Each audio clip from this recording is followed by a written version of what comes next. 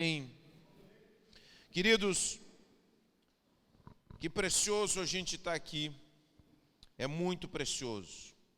Eu me sinto privilegiado de poder estar na igreja domingo à noite. É uma alegria para mim vir para a igreja, é uma alegria para mim poder compartilhar o Evangelho, que isso possa ser também no seu coração. E se você não tem alegria, que você possa dizer: Senhor, coloca alegria no meu coração, porque alguma coisa está errada. A gente precisa ter essa alegria de vir para a casa do Senhor, de estar junto com os irmãos, de nos unirmos, de sermos igreja, de sermos esse templo. Nós precisamos ter esse gosto, essa alegria no nosso coração. Que isso possa cada vez mais crescer em você, porque nós temos diante de nós a bondade do Senhor, o impressionante, o infinito, ousado amor de Deus, que Ele não desiste de nós, apesar de muitas vezes tropeçarmos, apesar de muitas vezes nós fazemos aquilo que não deveríamos fazer, de nos desviarmos por caminhos que Deus não se agrada, mas Deus constantemente, vez após vez, vai aonde nós estamos, nos busca, fala ao nosso coração, move as circunstâncias. É algo tão especial, tão precioso, e nós nos alegramos no Senhor por isso. Celebramos esse amor, o culto é celebrar esse amor. Nós cantamos ao Senhor celebrando esse amor, e diante disso, então, ouvimos a sua palavra. Eu quero dizer que cada um de nós que está aqui, cada um de nós precisa ter o seu coração reconciliado com Deus. Se você não tem o seu coração, sua vida reconciliada com Deus, você possa ter essa reconciliação, porque Cristo veio ao nosso encontro. Cristo não levou em conta os nossos pecados. Cristo não levou em conta as coisas que nós fizemos, a nossa natureza, as nossas buscas incorretas, a nossa rebeldia. E através da cruz Ele veio nos buscar, nos resgatar. Ele não levou em conta os nossos pecados e nos chama a vivermos em reconciliação com Ele. E pedimos perdão e dizer: Senhor, eu quero viver em comunhão contigo, em intimidade contigo, podendo cantar com alegria no meu coração, que sejas meu universo. Amém? Então, se você tem estado distante, volte. Se você não tomou uma decisão por Jesus, tome essa decisão. Eu quero viver reconciliado com o Senhor. Amém? Queridos, damos sequência à palavra que temos ministrado sobre Provérbios, tão especial, ensina-me a viver. Ensina-me a viver. Falamos da primeira vez de 3 homens em conflito com a sabedoria, certo? E mostramos como vários tipos de homens se relacionavam com a sabedoria e como fugiam da sabedoria. Agora nós queremos hoje falar sobre um tema muito importante, muito fundamental nas nossas vidas, que tem a ver com o coração. Provérbios fala muito sobre o coração. Provérbios fala muitíssimo sobre o coração. E eu quero que você abra sua Bíblia, capítulo 4, verso 20. Nós vamos ler esse texto tão especial e nós vamos entender um pouco sobre o que a palavra de Deus fala sobre o nosso coração. Vamos conhecer o nosso coração e vamos ver como nós podemos cuidar do nosso coração. Essa parte tão fundamental da nossa vida, tá? Então vou pedir que você abra sua Bíblia 4:20 e vamos ler então. Meu filho, preste atenção ao que digo, ouça bem as minhas palavras, não as perca de vista, mantenha-as no fundo do coração, pois elas dão vida a quem as encontra e saúde a todo o corpo. Acima de todas as coisas, guarde seu coração, pois ele dirige o rumo de sua vida. Eu gosto de uma tradução de um estudioso da Bíblia, que ele fez uma tradução alternativa a essa 4:23, que ele escreve assim: acima de toda a vigília, porque a palavra aqui utilizada para guardar tem a ver com vigília, aquilo que fazem os soldados Quem é que fez vigilância, né? Como é que chama? Guarda, né? Como é que é o nome? Não, no quartel que fica. Guarda, né? Guarda, né? Então muitos aqui fizeram guarda, e essa é a palavra, porque na época também havia os guardas nos muros da cidade, olhando os movimentos, quem entrava, quem saía, até nem podia entrar, mas eles sempre estavam ligados ao que estava acontecendo fora da cidade, naquela época. Então ele usa essa palavra, acima de todas as coisas, guarde o seu coração, vigie como alguém que faz essa vigilância de noite e fica cuidando os movimentos, não pode dormir, não pode descansar, tem que ficar de olho sempre. Então se troca de 2 em 2 horas, não sei de quantas em quantas horas, para a pessoa não cansar e estar sempre ligado no que está acontecendo. Guarda acima de toda vigília, ou de toda vigilância, guarda o teu coração, porque tudo o que fazes, tudo o que você faz, flui do seu coração. Tudo que acontece na sua vida flui do seu coração. E Jesus, quando a gente olha a palavra de Deus, nós vemos que Jesus, já no seu ministério, estava sempre focado no coração. Não é o que se faz apenas importante, mas é importante o que acontece no seu coração. Daqui a pouco, Jesus estava no gasofilácio, onde o pessoal dava suas ofertas, e muitos ricos davam dinheiro grande ali. E daqui a pouco uma viúva chegou e deu umas moedas. E Jesus disse: essa viúva deu mais do que todos os outros, porque ela deu daquilo que era seu sustento, e os outros deram daquilo que lhes sobrava. Jesus estava olhando para além das coisas que se faziam. Quando Jesus criticou os fariseus, o que ele disse? Ele fez várias críticas, e a maioria das críticas de Jesus era o fato de que a vida dos fariseus era uma vida estrita interiormente. Vocês limpam o exterior do copo, o copo não era transparente naquela época, mas vocês limpam o exterior do copo, mas dentro do copo vocês não lavam, está cheio de imundícia. Vocês são como sepulcros caiados, sepulcros bem pintadinhos, bonitinhos, mas dentro do sepulcro tem sujeira, tem podridão, tem um cadáver putrefato.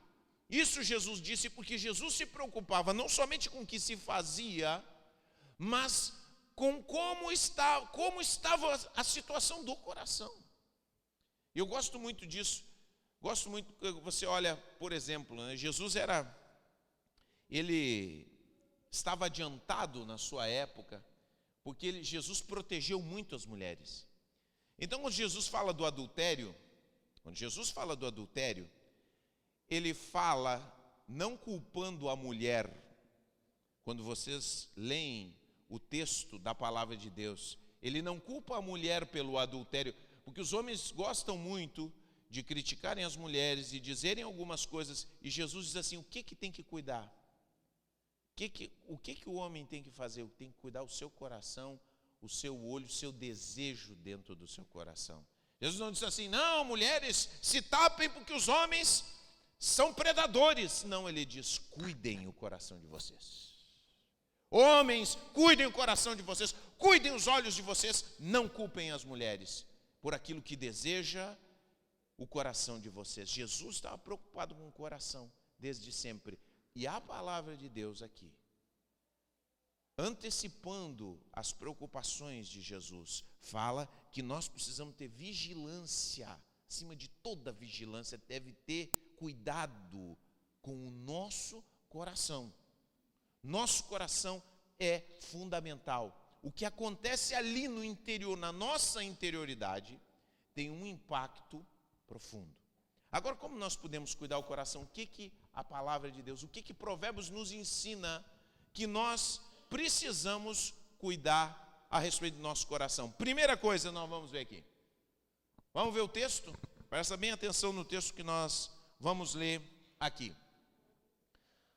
Ainda que as pessoas se considerem puras, o Senhor examina as intenções de cada um. Cuida o teu coração, meu irmão. Qual é a tua motivação? Quais são as tuas motivações? Porque Deus trata antes do que os teus comportamentos. Presta bem atenção. Antes do que com os teus comportamentos, Deus trata com as tuas motivações. O que te leva a fazer o que tu faz? Muitas vezes fazemos coisas boas, devemos continuar fazendo coisas boas, mas muitas vezes fazemos coisas boas com motivações ruins. E Deus trata com as nossas motivações ruins. Deus trabalha com elas. No começo da igreja havia um casal chamado Ananias e Safira. E as pessoas estavam ofertando, e a oferta na igreja sempre foi voluntária. Nunca foi obrigatória. E eles resolveram dar uma oferta e foram levar essa oferta e disseram: vendemos todo o nosso campo, tudo que nós tínhamos, para ofertar para a igreja. Mas aquilo era uma mentira. Eles tinham pegado uma parte, e ficado com a metade, e dado só a metade para a igreja. Mas tinham dito que tinham vendido tudo que tinham para entregar para a igreja. E Deus, para dar uma lição à igreja, para mostrar um princípio fundamental, aquilo não aconteceu de novo. Poderia ter acontecido, se toda vez que alguém mentisse e acontecesse isso, gente, olha, nós ia ter funeral todos os domingos na igreja. Todos os domingos ia ter um funeral. Mas Deus ensinou uma lição àquela igreja que estava começando. Deus trata com as motivações do coração. E então Ananias e Safira chegaram diante de Pedro, e Pedro, um de cada vez, e Pedro perguntou: pois é, como é que foi esse negócio com o campo? Não, a gente deu tudo que tinha. Vocês mentiram para o Espírito Santo. Vocês vieram aqui, vocês deram testemunho, vocês falaram, vocês mentiram para o Espírito Santo. E agora vocês vão sofrer a paga disso. Pum! Morreu ali. Já ali fizeram um funeral, porque Deus trata com as nossas intenções. Aí você, assim, oh, será que? Misericórdia. Misericórdia, mas Deus olha o que motiva as coisas que nós fazemos. Não que Deus vai matar, porque, como a gente disse, muita gente ia morrer, não ia ficar a igreja, mas Deus trabalha com a gente a partir das nossas motivações. Por isso nós temos que nos perguntar, não o que nós estamos fazendo, mas as motivações que estão por detrás das coisas que nós estamos fazendo. Porque às vezes nós temos problemas. Por exemplo, tem pessoas que saem de igreja em igreja, uma coisa muito comum, um fenômeno comum, a gente todo dia está falando. Agora, o fato de que as igrejas são problemáticas não é uma novidade. As igrejas sempre tiveram problemas, sempre tiveram seres humanos, sempre tiveram pastores limitados, como eu sou, como outros pastores são. Existe. As igrejas são menos do que perfeitas desde sempre. Mas a pergunta que uma pessoa que vai de igreja em igreja deve se perguntar é: por que você está saindo de igreja? Por que você, muitos que estão aqui talvez, e estão lá do outro lado no Facebook, por que essas pessoas não estão comprometidas com uma igreja? Por quê? Qual é a razão? Qual é a motivação? Por que eu não me comprometo com uma igreja? Por que eu não consigo parar em uma igreja? Por que todas as igrejas se tornam um tropeço para mim? Essa é a grande pergunta que tem que ser feita. O que você está procurando na igreja, na verdade? Essa é uma pergunta que se tem que fazer. Daqui a pouco, nós não paramos numa igreja, nós dizemos: eu não gostei dessa igreja. E apontamos um defeito, apontamos outro defeito, mas a razão é que aquela igreja não dá a atenção, não dá a centralidade, não dá o holofote que nós queremos. E será que Deus se agrada com isso? Será que Deus vai me abençoar? Será que Deus vai me colocar numa igreja onde eu tenho um holofote? Deus vai tratar comigo. vai tratar com as intenções do meu coração. Por que eu não paro? Por que eu não gosto? Por que que eu oro, Senhor, me leva para um lugar e eu nunca encontro esse lugar? Porque talvez eu precise olhar para as motivações do meu coração. E isso pode falar também a respeito de um trabalho. Tem pessoas que não se acomodam com o trabalho nunca. Por que que não se acomodam com o trabalho? O que está acontecendo? Que não se soluciona, parece que há sempre um estado de não se agradar, um estado de inconformidade. Eu não gosto, eu não estou me adaptando, eu não me adapto. Aquilo vai se repetindo. Quais são as tuas intenções? Quais são as tuas motivações? Com que motivação você está trabalhando? Essas motivações vão mostrar a realidade do teu coração e vão mostrar as coisas que você precisa cuidar na sua vida. Às vezes a gente sai de um culto. Esse culto eu não gostei. Esse culto não foi bom.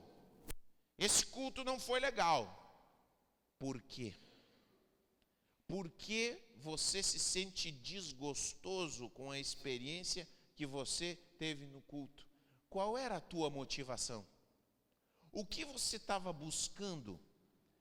Não é somente o exterior, não é somente o louvor, não é somente as questões, porque estava calor. Tem outras coisas atrás que estão no nosso coração, que não tem a ver com o que está fora, mas que tem a ver com o que está dentro. Só que nós, seres humanos, por mais que tenhamos aprendido, nós sempre procuramos o problema fora de nós. Fora de nós. Você tem problema com seu marido, com a sua esposa. Quem é o problema, você diz? É o meu marido. É a minha esposa. Cada um aponta para um lado. Esses são os grandes problemas. Mas o problema, quando você tem problema com seu marido, com a sua esposa, o problema está dentro de você. O coração, motivações. Quais são as tuas motivações? O que você está buscando no seu marido? O que você está buscando na sua esposa? Às vezes você está buscando na sua esposa algo que ela não pode dar. Às vezes você está buscando no seu esposo algo que ele não pode dar. Às vezes você está buscando uma coisa que está fora da realidade. Então, sempre a pergunta que nós temos que fazer na nossa vida: qual é a minha motivação? Cuida o teu coração. Diz, acima de tudo, cuida o teu coração. Então uma pessoa chega e diz assim: eu quero me divorciar. A resposta para essa pessoa, da palavra de Deus, ensina-me a viver. Olha primeiro para o teu coração. Por que tu queres te divorciar? Porque de repente você está transformando o seu marido num médico. Ele não é médico. Ele não vai curar as tuas feridas, as tuas doenças. De repente você está transformando a tua esposa numa enfermeira. Só se for a Amélia, aí sim. Aí é uma enfermeira mesmo, mas não pode sanar e cuidar das tuas feridas. A Amélia não pode ser enfermeira quando se casar do marido. Ela vai ser esposa. E nós vamos ser esposos. Então nós precisamos olhar sempre com os nossos problemas, com as coisas que acontecem, não para o que está fora. Porque a gente sempre olha para fora. E esse é o grande problema, olhamos para fora. Aqui dentro, o que está acontecendo aqui dentro? O que está me motivando? O que eu estou buscando? Essa tem que ser uma pergunta que nós temos que fazer constantemente nas nossas vidas, porque Deus trata com a motivação do nosso coração. Eu me lembro que eu tinha um colega meu, de seminário, que ele estava buscando um avivamento na sua vida. E ele tinha muito desejo de ter dons, aqueles dons que as pessoas acham no meio pentecostal mais avivados, né? Dons de línguas, visões, esse tipo de coisa. E ele teve um sonho. E ele, nesse sonho, ele entrava num local, onde se vendiam coisas e se vendiam dons. E ele chegava numas prateleiras e nas prateleiras tinham nomes dos dons. E ele chegava naquele lugar e Deus mesmo atendia ele e falava com ele: o que tu queres? E ele chegava e dizia assim: eu quero isso aqui. E aí ele apontava para o dom que ele queria. E aí Deus tirava da prateleira e colocava em cima. Isso foi um sonho que ele teve. E aí quando ele ia pegar a caixa que representava o dom, Deus colocava a mão em cima da caixa, quando ele ia pegar, e dizia: por que tu queres esse dom? E o sonho terminava: por que tu queres esse dom? Intimidade comigo? Tu não precisa disso. Tu não precisa desse dom para ter intimidade comigo. Essa é a reflexão que eu faço. Daqui a pouco nós queremos coisas, estamos desejando coisas. Por que desejamos tanto isso? O que realmente estamos procurando? Qual é a motivação do nosso coração? Cuida o teu coração acima de todas as coisas. E olha, isso não é coisa fácil, não. Nós precisamos do auxílio do Espírito Santo. Quantos podem dizer aqui: Espírito Santo? Vamos orar? Vamos fazer uma oração? Diga: Espírito Santo, ajuda-me a descobrir as motivações do meu coração. Porque a gente corcoveia. A gente olha as motivações: não, mas não é, eu não sou assim. Porque a gente tem até uma frasezinha que eu acho interessante a gente dizer. A gente diz assim: Deus conhece o meu coração. Olha, gente, esse negócio de Deus conhece o meu coração não é uma coisa que vai muito a nosso favor. Não vai muito a nosso favor, porque o nosso coração está cheio de motivações esquisitas, suspeitas, e a gente precisa descobrir, porque quando a gente descobre ali essas motivações, ali nós abrimos o espaço para que o Espírito Santo haja e transforme essas motivações. Por que eu estou pregando? Qual é a motivação de eu pregar? Durante muito tempo a minha motivação de pregar foi ser conhecido. Quando comecei a pregar, e Deus trabalhou com a minha vida, Deus fechou portas. E aí eu orava: Senhor, abre as portas. Por que Deus fechou as portas? Porque o objetivo dele com a minha vida não é que eu fosse conhecido, mas é que eu fosse fiel ao chamado dele de pregar o Evangelho. E eu só poderia ser fiel quando a minha motivação não fosse ser conhecido, mas sim ser fiel ao chamado. Então, no momento em que eu fui fiel ao chamado, a motivação mudou. Senhor, eu quero ser fiel. Isso é uma coisa que eu tenho presente, eu falo ao meu próprio coração.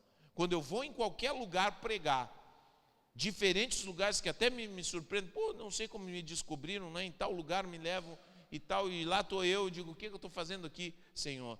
E eu sempre levo comigo o compromisso diante de Deus: Senhor, eu vim aqui para pregar o Evangelho, não para voltar de novo.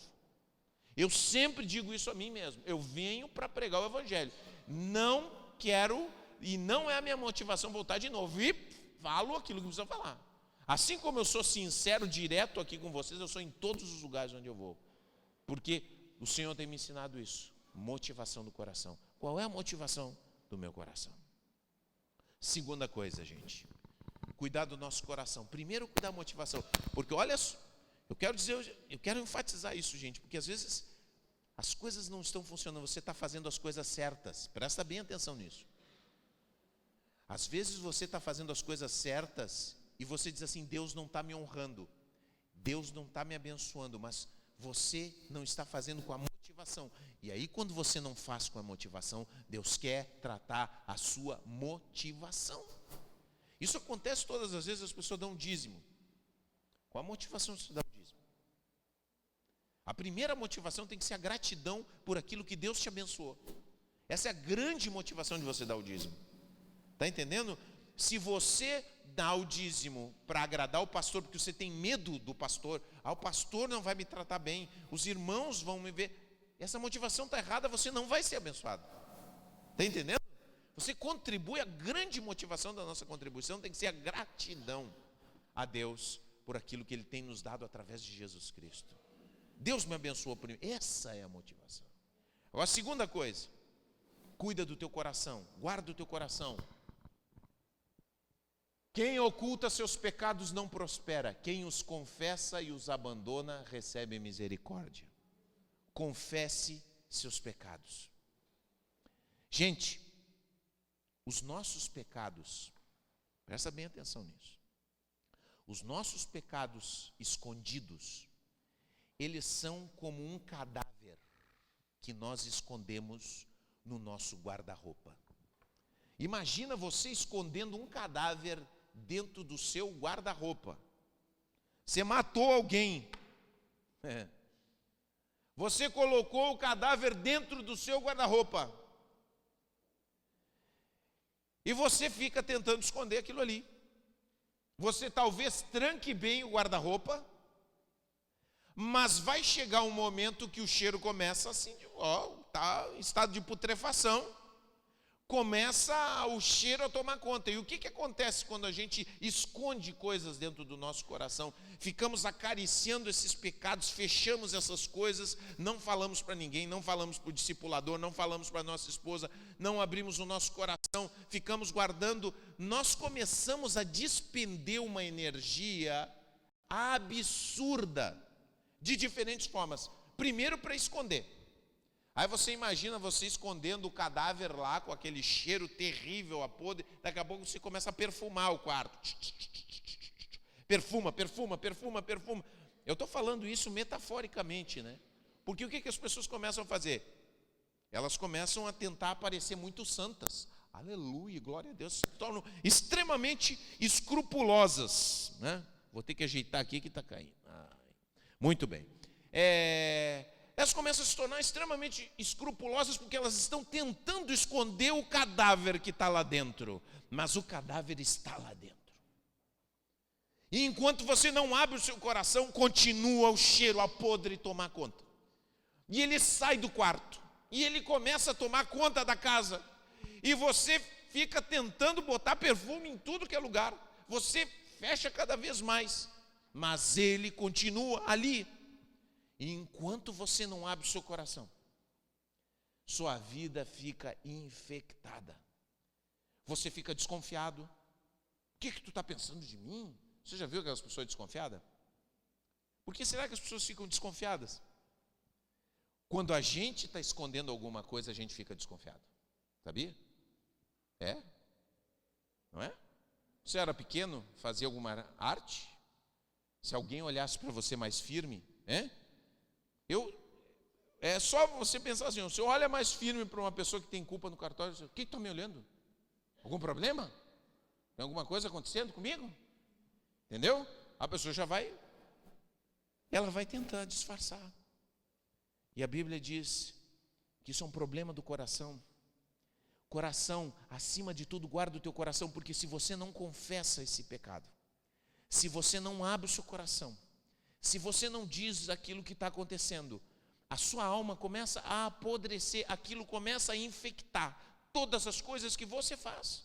Onde quer que você faz, aquilo que você está escondendo te traz uma carga imensa, se transforma em um peso em todo lugar onde você vai. Agora, quando você confessa, eu digo, isso aqui está acontecendo comigo. Eu estou fazendo isso, preciso do perdão de Deus na minha vida. Você tira uma carga do seu coração. Você tira um peso da sua alma. Você fica livre. Você fala com liberdade. Seus pensamentos funcionam, porque senão a sua mente está sempre circulando em torno daquilo que está errado. Você fica se defendendo, não, mas aí você fica se justificando para você mesmo. Não, mas eu fiz isso por causa daquilo, eu tinha razões para ter feito. E aí a sua consciência te traz, não, mas você podia ter feito diferente. Não, e você fica numa briga constante, e essa briga, esse conflito interior, ele se exterioriza com as outras pessoas. E por isso a palavra de Deus fala tão claro, é fundamental confessarmos os nossos pecados. Quando nós não confessamos nosso pecado, nosso coração fica doente. Fica doente e vai ficando cada vez mais doente. E vai exalando essa doença. Tem pessoas que no momento em que confessam o seu pecado, é como se tirasse a doença e o ar fresco começasse a circular de novo. Cuida do teu coração acima de tudo, cuida. Vejam só como a palavra diz, acima de tudo. Então, acima de tudo, meu irmão, te preocupa com as motivações do teu coração, mais do que o que os outros estão fazendo. Acima de tudo, confessa o teu pecado em vez de ficar acusando os outros. Abre o teu coração, em vez de dizer, o outro está fazendo isso, o fulano está fazendo aquilo, tal está fazendo aquilo ali, porque a gente é muito crítico. Todos nós que estamos aqui somos críticos. Você fala do pastor, fala do líder, fala do irmão do lado, fala do fulaninho, não sei o que, mas crítica. E nós? Confessa os teus pecados. Confessa os teus pecados. Abre o teu coração e fala. Porque quanto mais você confessa e admite, sua alma vai sendo liberta. Você é mais humilde. Olha, gente, quando nós, e como é difícil, a gente fez uma prática aí nos grupos familiares de confissão. Quantos fizeram no seu grupo uma prática de confissão? É uma coisa de leve, assim, bem de levinho, porque a gente faz umas coisinhas, os pecados mais superficiais, né? E como é corcoviado para a gente dizer. Aí você chega, eu sei, meu grupo, todo mundo, né? A pessoa, mas e a gente se justifica e não sei o que mais, nos menores, a gente se justifica. Porque nós queremos passar uma ideia de que nós somos melhores do que nós somos, a verdade é essa. Nós queremos passar a ideia de que nós somos melhores do que nós somos. Mas a Bíblia diz que a saúde do nosso coração tem a ver com confissão. Quem pratica a confissão, quem admite seus sentimentos, admite suas práticas equivocadas, esse prospera espiritualmente.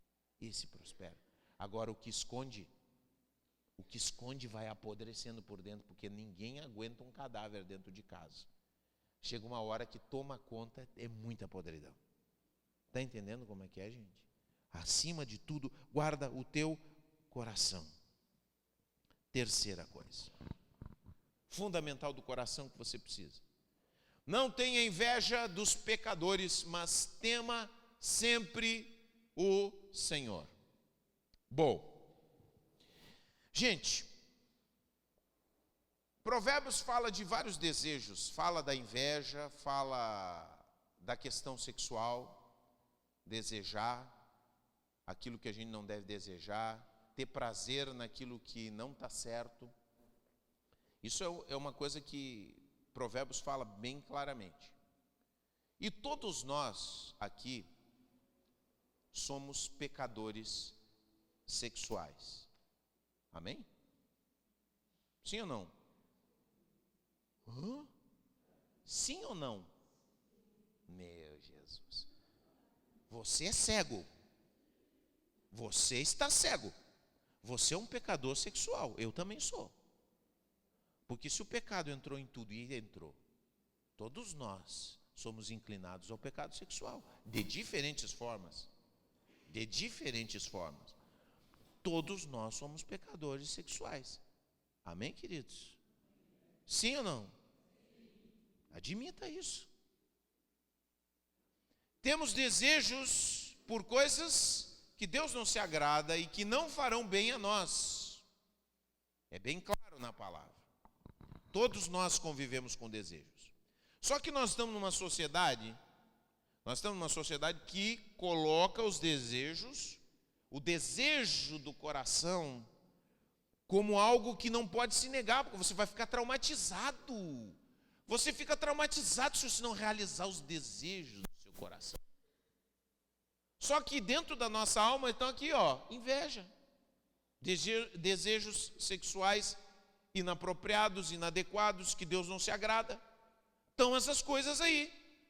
Agora, o que a palavra de Deus nos ensina? Nós não podemos alimentar os desejos equivocados do nosso coração. Nós não podemos dar razão para eles. Sai para lá. Você tem inveja de alguém que faz a mesma coisa que você. Porque a gente geralmente tem inveja em alguém que... Claro que eu não vou ter inveja de jogador de futebol, não jogo nada. Por que eu vou ter inveja de jogador de futebol? Se eu jogasse alguma coisa, eu poderia olhar para um jogador de futebol. Mas os outros pastores, a situação de outros pastores, como estão indo, pode ser um motivo de inveja. Daqui a pouco eu estou criticando eles por inveja. Cuida do teu coração, você. Agora você, o seu companheiro, o seu vizinho está construindo, comprou um carro melhor que o seu.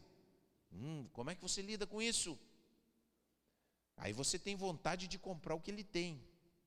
Desejos, mas você diz assim para você: mas um desejo é um sonho do outro. Aí você fica nesse... mas são os meus desejos. Sabe aquela história da mulher grávida? Se eu não realizar o desejo da mulher grávida, se não comer melancia, a criança vai sair com cara de melancia. Se não comer o X, a criança vai sair com cara de ovo estalado, não sei. É o desejo. Mas Provérbios nos diz que nós não podemos não podemos alimentar os desejos que não provêm de Deus no nosso coração. Por outro lado, quando você se converte, Deus coloca alguns desejos também. Desejos santos.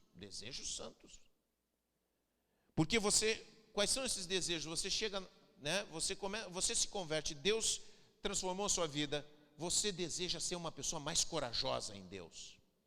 Não é? Quantos desejam ser mais corajosos? Eu desejo ser mais corajoso, é uma coisa que eu tenho dentro do meu coração. Quantos querem ser mais compassivos? Ter mais sensibilidade aos problemas das pessoas? Quantos têm esse desejo de serem mais compassivos, sensíveis às dificuldades? São desejos que Deus coloca no nosso coração. Quantos querem viver uma vida de alegria na presença de Deus? Quantos querem viver com entusiasmo para Deus? Eu quero viver assim. Esses são desejos que Deus coloca no nosso coração. Então, acima de tudo, guarda o teu coração, alimenta os bons desejos. Não quer dizer que você tem que frustrar todos os desejos. Não, você tem que alimentar os bons desejos que Deus colocou no teu coração. Então, quando eu penso que Deus pode me dar mais coragem, Deus pode me encher de fé, que Deus pode encher meu coração de alegria, que Deus pode me dar muito mais compaixão, que Deus pode me usar na vida de outras pessoas, essa é a minha oração. Eu digo: Senhor, eu quero alimentar esses desejos dentro da minha alma. Então, eu procuro coisas que alimentem esse desejo. Eu vou procurar livros. No meu caso, você procura um filme que, sabe, a gente tem que conhecer aquilo que acende o nosso desejo bom e fugir daquilo que acende os nossos desejos ruins. Acima de tudo, guarda teu coração. Daí vem a tua vida. Aí acontece a tua vida. Então, muitas vezes você está com dificuldade. E outro dia eu conversava com uma irmã e ela falou com sabedoria. Você está vendo coisas que estão alimentando desejos ruins. Se você vai ver um programa de fofoca, tem uns programas, com todo respeito, meu irmão, uns programas que são um lixo. Você vai ver programa lixo. Você vê programa lixo, você enche a sua cabeça de lixo e você vai desejar lixo. Está entendendo como é que é? Agora, se você busca, você é seletivo, você busca coisas que acendam o seu desejo espiritual. Rapaz, eu digo, a gente teve no congresso, para mim, foi tão bom. Foram 2 dias curtinhos, mas me acendeu tantos desejos espirituais dentro da alma. E você continua, e você fica, sabe, buscando acender cada vez mais esses desejos. Eu saí com mais vontade de orar. É impressionante, eu saí com uma vontade de orar. Então eu começo o meu dia e digo: Senhor, eu quero orar muito esse dia, eu quero orar pelas pessoas. Eu passo pelas casas, eu passo pelos lugares, oro, clamo a Deus. Lembro dos irmãos que têm necessidades, que me falam, oro, e oro muito, porque aquilo me inspirou a orar muito mais. Sabe? Então são desejos da alma que nós precisamos alimentar, em vez de ficar alimentando as porcarias dentro da nossa alma. Aquilo que não presta, aquilo que é lixo. Não alimenta essas coisas. Aí você fica, eu não me aguento mais. Claro, você fica dando corda em coisas que não tem que dar corda. E por último, gente, em nome de Jesus, a palavra de Deus nos diz, confie no Senhor de todo o coração, não dependa de seu próprio entendimento. Vamos deixar esse versículo por um momento aqui. Não dependa do seu próprio entendimento. Nós estamos numa geração, nós estamos numa época relativista. Você sabe o que é relativismo? Não existe verdade. As pessoas dizem que não existe verdade moral e espiritual. Relativismo é mais ou menos dizer assim, todos os caminhos levam a Deus. Tudo é bom. Todas as religiões são boas. Você já ouviu isso ou não? Todas as religiões são boas. Faça o que você achar certo. Não existe o certo. É o que você achar certo. Isso se chama relativismo moral e espiritual. Só que a nossa época é bem contraditória. Por quê? As pessoas são relativistas moral e espiritualmente, mas não são relativistas para construir suas casas. Para a casa tem uma verdade, ou não? Tem que colocar uma fundação. Se o seu pedreiro chega lá e diz assim, não vou fazer fundação aqui, nós vamos fazer direto. Aí você vai dizer para o seu pedreiro, não, faça como sentir no seu coração. Todas as maneiras de construir uma casa são certas. O que você acha disso? A mistura que você vai fazer também, não, faça como quiser. Quer economizar? Pode botar pouco cimento também, porque todos os caminhos levam a uma casa forte. Não, né? Não existe isso.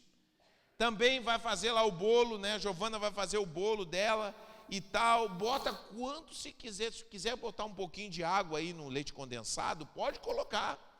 Porque todos os leites condensados fazem um bom bolo. Não é assim, né? O mundo não funciona assim. E as pessoas, pelo pecado que habita nelas, elas têm um relativismo moral e espiritual. Agora você diz, mas o que isso tem a ver comigo, pastor? Eu sou crente, aleluia, glória a Deus.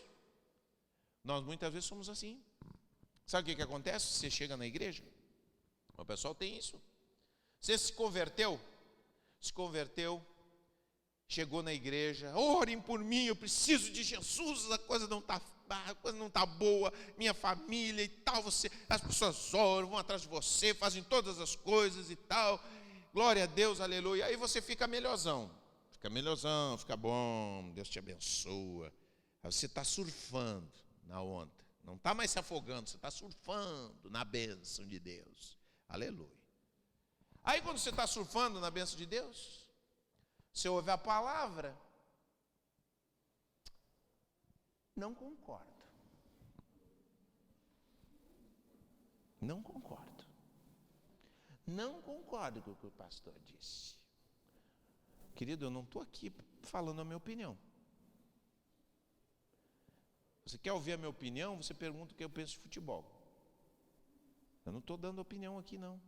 A palavra de Deus estamos pregando aqui. E a palavra de Deus é a palavra de Deus. Você pode dizer, não gostei. Paciência, é a palavra de Deus. Eu não concordo. Bom, essa é a palavra de Deus. Se você não concorda, é melhor você começar a pensar sobre isso. Pensar no seu coração se você está disposto a ser discípulo de Jesus mesmo. Porque a palavra de Deus está colocada. E ela não é questão de opinião. É uma questão de palavra de Deus. Se você chega lá, o engenheiro diz para você, olha, você tem que fazer assim, assim, assim, você tem que seguir. Você tem que seguir o que o engenheiro falou. Se o mecânico chegou e disse que o problema é esse, tem que apertar esse parafuso, é isso. Agora nós estamos falando de algo muito maior, nós estamos falando da palavra de Deus. A palavra de Deus é essa. Não há relativismo. Não é o que você acha que é. O que você gosta ou não gosta. Tem coisa aqui que para mim também mastigo. Mas é a palavra. Então guarda o teu coração. Acata, vamos lá, vamos à frente. Deixa a mão de Deus conduzir você. Lá no seu coração. No seu coração. Acima de tudo, guarda o seu coração, porque dele procede toda a vida. Se você guardar desse jeito, você vai ver a bênção na sua vida. Vamos ficar de pé em nome de Jesus.